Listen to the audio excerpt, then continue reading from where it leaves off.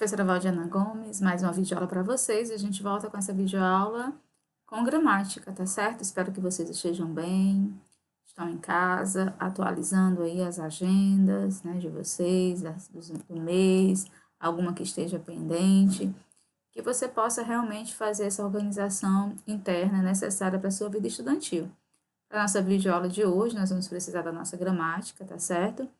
Se você não pegou ainda, dá tempo, pegue a gramática para que você possa se organizar para iniciarmos a nossa videoaula. Mas antes disso, vamos para a nossa acolhida, certo? A acolhida de hoje, pessoal, eu trago para vocês uma reflexão que diz assim: viva no perdão de Deus e para com o próximo. A fim de desfrutar a liberdade, plenitude e o sucesso verdadeiro que Deus planejou para você, o perdão precisa fluir como água em seu coração. Se abrigar a falta de perdão, interromperá o fluxo do Espírito Santo dentro de você. Até mesmo suas orações podem deixar de serem atendidas. Somos instruídos a perdoar antes mesmo de orar. Jesus disse: E quando estiverem orando, se tiverem alguma coisa contra alguém, perdoem-no, porque também o Pai Celestial lhe perdoará os pecados. Deus retém o perdão a nós enquanto nos recusamos a perdoar o outro. Isso é sério. Precisamos acreditar na palavra de Deus que fará a diferença em nossas vidas. Então, que assim seja, que a gente possa exercitar o perdão, que a gente todos os dias, que a nossa fé todos os dias seja exercitada, alimentada e que nos leve a um caminho de uma vida mais plena, mais fraterna e mais feliz, tá certo? Feito isto, né? Reflexão, respira e a gente vai para a indicação da nossa aula de hoje. Nós temos aí a correção da gramática da página 56 a 59 e depois a gente vai para a sequência da 99 a 104, certo? Então, vamos começar. Olha aí. Na página 56 da nossa gramática nós temos: nas frases que seguem, circule o sujeito e o objeto direto, grife o predicativo do sujeito e o predicativo do objeto, veja o modelo. Então, vamos lá. No item A, né, você vai circular o sujeito e o objeto direto. Né? Então, o sujeito a mãe e o objeto direto, filho. Então, você circula o nome a mãe e filho. E você vai grifar o predicativo do sujeito e o predicativo do objeto. Do sujeito é o que vem depois de mãe, né, preocupada, e filho, triste. Certo? São as características atribuídas, né, ao sujeito e ao predicado. Ansioso, aí você grifa, é o predicativo do sujeito, o menino, o sujeito, e os amigos, o objeto direto, e prontos, o predicativo do objeto. Bem-humorado, você grifa, né, o predicativo do sujeito, o visitante é o sujeito, o café é o objeto direto e saboroso é o predicativo do objeto. Nas frases que seguem, elimine o verbo de ligação e junte os predicados, depois oralmente identifique o objeto direto e o predicativo do objeto das novas frases. Veja o modelo. A. Patrícia trouxe o pão. Ele estava muito torrado. Aí, Patrícia trouxe o pão muito torrado. Aí, o objeto direto, o pão, predicativo do objeto, torrado. Encontrei o quarto. Incrível, estava arrumado. Incrível, encontrei o quarto arrumado. Objeto direto, o quarto, predicativo do objeto, arrumado. Avistei do farol o meu barco. Ele estava bastante avariado. Avistei do farol o meu barco, bastante avariado. Objeto direto, meu barco, predicativo do objeto, avariado. Os cientistas encontraram os índios da aldeia. Eles estavam doentes. Os cientistas encontraram os índios da aldeia doentes. Objeto direto, os índios da aldeia. Predicativo do objeto, doentes. Aí a gente vai aí para a página 57. Olha aí. Leia esta tira. Deixaram a jaula do leão aberta. Pois é, entraram lá e levaram o meu DVD. Olha aí.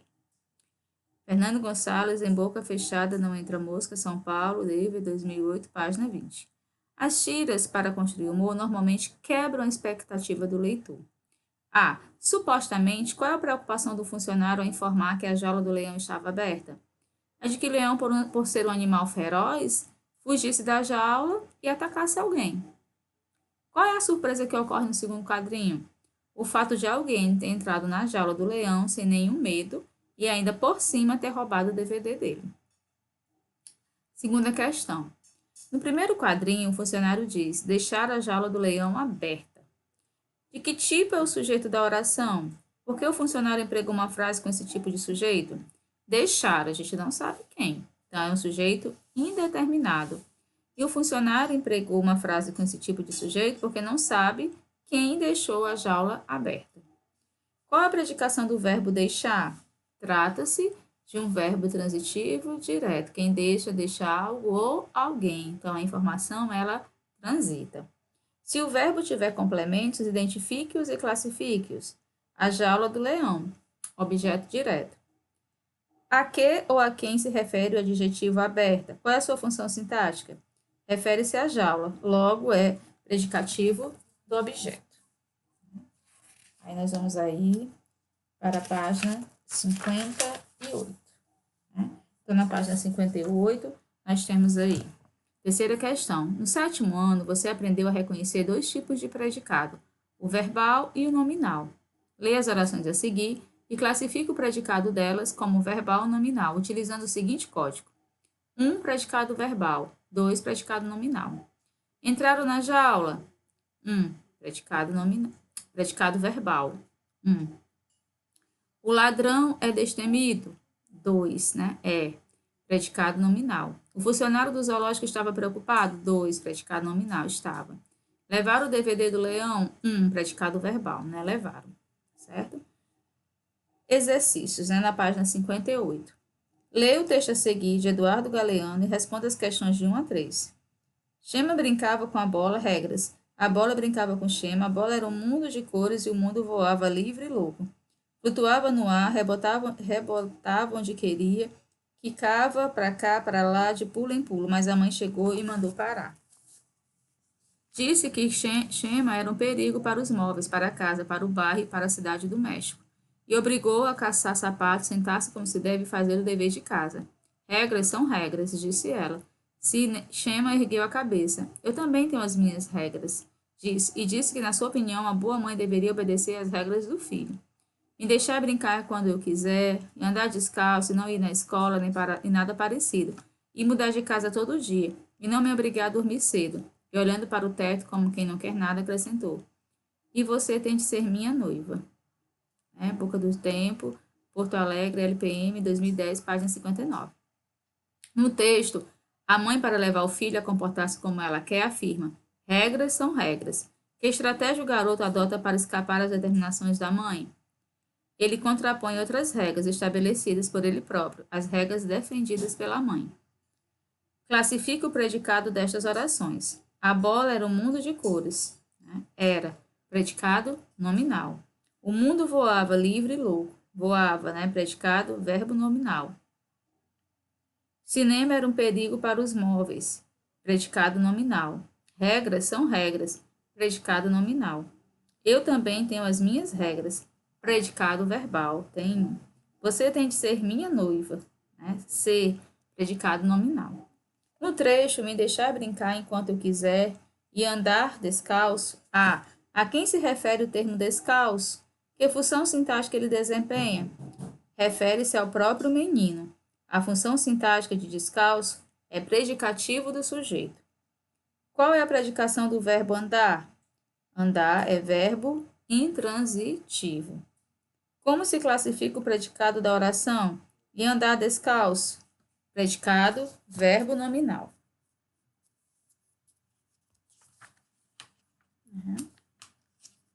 E agora, nós vamos lá para a página 99.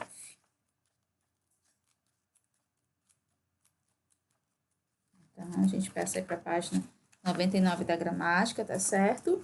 E a gente vai trabalhar pontuação. Olha aí, Preste bastante atenção. A professora, lê, construindo o conceito, lê esta anedota. A professora pediu que os alunos escrevessem uma redação para o Dia das Mães. No final, deveriam colocar a frase: mãe só tem uma. Todos os alunos fizeram a redação. Uns elogiavam as mães, outros contavam alguma história. Mas todos colocaram no final da frase: mãe só tem uma. Faltou o Joãozinho. Aí a professora pediu para ele ler seu trabalho, então o Joãozinho levantou-se e começou a ler. Tinha uma festa lá em casa e minha mãe pediu para eu buscar 2 cocas na geladeira. Eu fui até a cozinha, abri a geladeira e falei: Mãe, só tem uma. Proibido para maiores, Paulo Tadeu, as melhores piadas para crianças, edição São Paulo, Matrix 2007, página 21. Primeira, o humor da anedota é construído em torno do modo como Joãozinho compreendeu a frase. Mãe, só tem uma. Compare. Mãe só tem uma, sem vírgula, e mãe só tem uma. Pronuncie as 2 frases em voz alta e responda. Qual a diferença entre elas na fala? Você deve ter lido e deve ter percebido que na segunda frase há uma pausa maior entre a palavra mãe, né, do que a primeira, certo? Então, você anota aí na sua própria gramática. Na segunda frase, vírgula, há uma pausa maior entre a palavra mãe e o restante da frase. Qual é a diferença entre as frases na escrita? É o emprego de uma vírgula após a palavra mãe, isolando-a do resto da frase. Nessas frases, o verbo ter está no lugar do verbo haver, com o sentido de existir, o que confere a elas um toque coloquial. A. Qual é a função sintática de mãe na primeira frase? Mãe é objeto direto. E na segunda frase, vocativo. A frase mãe só tem uma aparece no texto marcada pelo emprego de aspas. O que justifica o emprego desse sinal de pontuação? As aspas indicam que o texto reproduz literalmente o que a personagem disse, ou seja, elas mostram que houve emprego do discurso direto. Né? Aí a gente vai aí para a página 100. Compare esses 2 trechos do texto. Uns elogiavam as mães, outros contavam algumas histórias, mas todos colocaram no final da frase, mãe só tem uma. Eu fui até a cozinha, abri a geladeira e falei. Nos trechos, há uma sequência de orações que narram as ações das personagens. A. Qual é o sinal de pontuação que separa as orações? A vírgula. As palavras mais e i são conjunções. A vírgula foi empregada antes dessas 2 conjunções, né? A vírgula, aí você deve ter respondido, foi empregada apenas antes da conjunção mais, tá certo? Apenas, tá bom? Certo? Observe a frase. No final, deveriam colocar a frase, mãe só tem uma. Levante hipótese. Por que o termo no final está separado por vírgula do restante da frase? Por que será? Porque a vírgula, né, 8º ano, ela indica o deslocamento, né, no final da posição que lhe é própria na frase, que é depois do verbo, pelo fato de ter a função sintática, nesse caso aí, de adjunta adverbial, certo? Então, pessoal, a pontuação marca na escrita a coesão entre palavras e partes do texto, torna mais preciso o seu sentido e aponta as diferenças da entonação.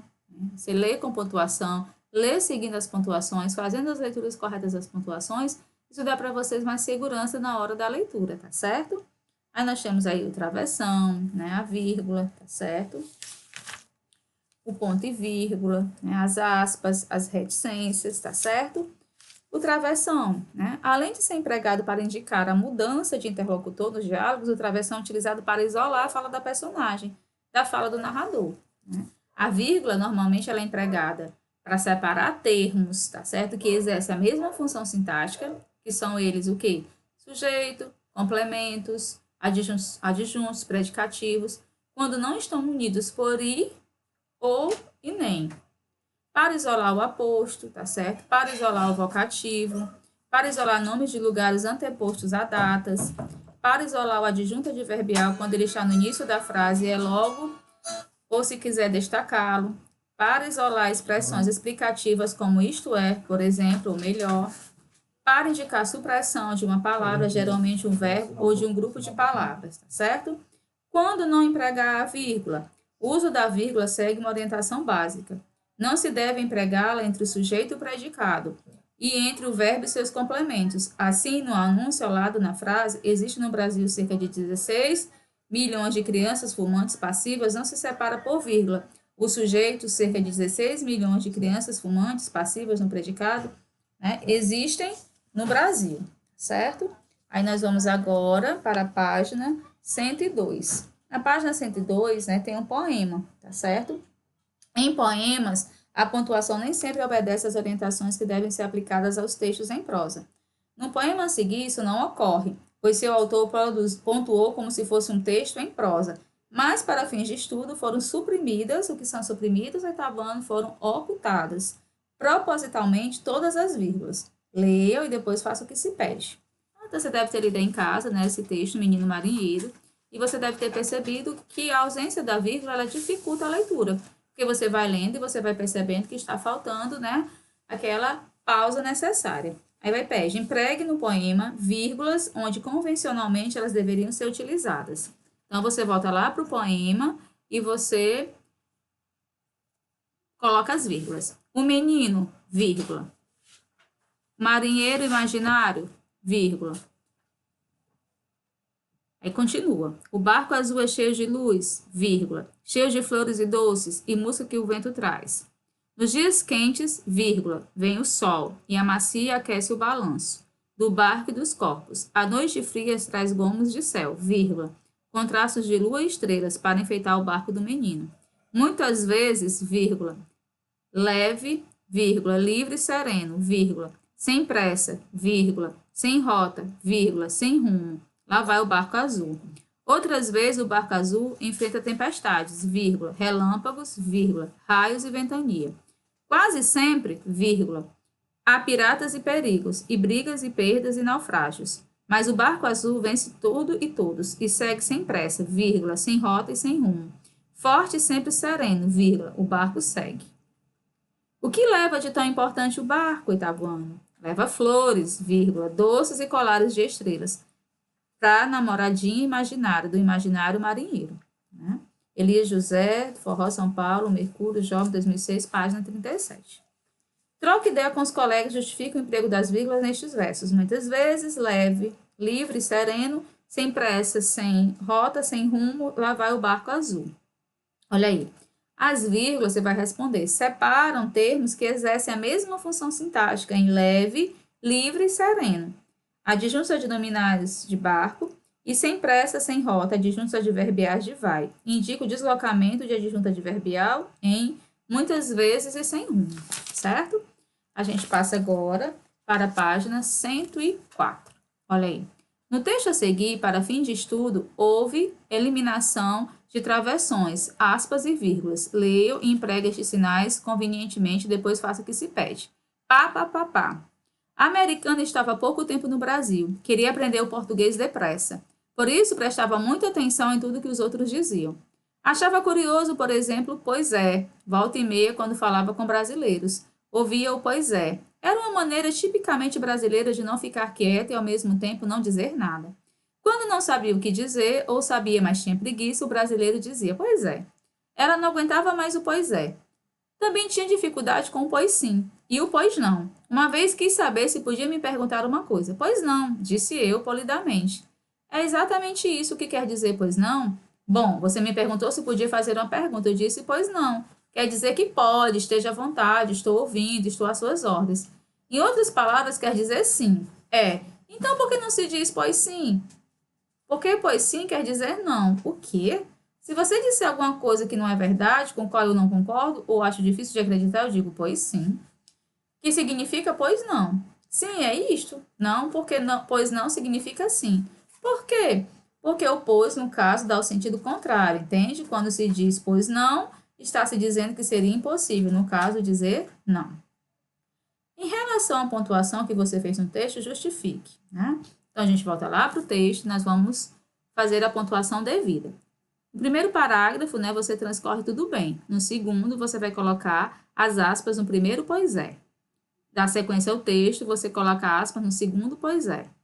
Segue a leitura e quando chegar lá no terceiro pois é, aspas de novo. E no final da linha, outro pois é, mais aspas. Aí depois continua. Também tinha dificuldade com pois sim, aspas. E o pois não, aspas. No pois não, disse eu polidamente, um travessão. É exatamente isso, um travessão. E depois do exatamente isso, no pois não, aspas. Bom, travessão. Pois não, aspa. Pode, aspas e vírgula. Vontade, vírgula. E ordem, aquelas aspas que começou lá não quer dizer pode, mais aspas. Em outras palavras, quer dizer sim, aspas. Travessão em outras palavras, travessão em é. Em todos até o final do texto, travessão, certo? Pois sim, aspas. Pois sim, na segunda porque, aspas. Não, aspas. Continua a sequência do texto, aí começa. Se você disser alguma coisa que não é verdade, com a qual eu não concordo, vírgula, ou acho difícil de acreditar, eu digo, aí aspas no pois sim. Que significa pois não, aspas de novo. Sim, isto é, vírgula, porque pois não, aspa, significa sim, aspas, certo? E na penúltima linha, no pois, você também coloca aspas. No caso de dar o sentido contrário, entende quando se diz pois não, aspas, certo? Aí você vai justificar. As aspas são empregadas para destacar uma palavra ou expressão. O emprego de travessão, para indicar a fala das personagens. E o emprego das vírgulas, para isolar as expressões, por exemplo, isto, para demarcar partes de uma enumeração, ok? Aí fica aí como sugestão para casa, né? Você vai resolver a página 105 a 110 e de ortografia de 110 a 103. A gente volta na próxima videoaula. Um abraço carinhoso, fiquem com Deus.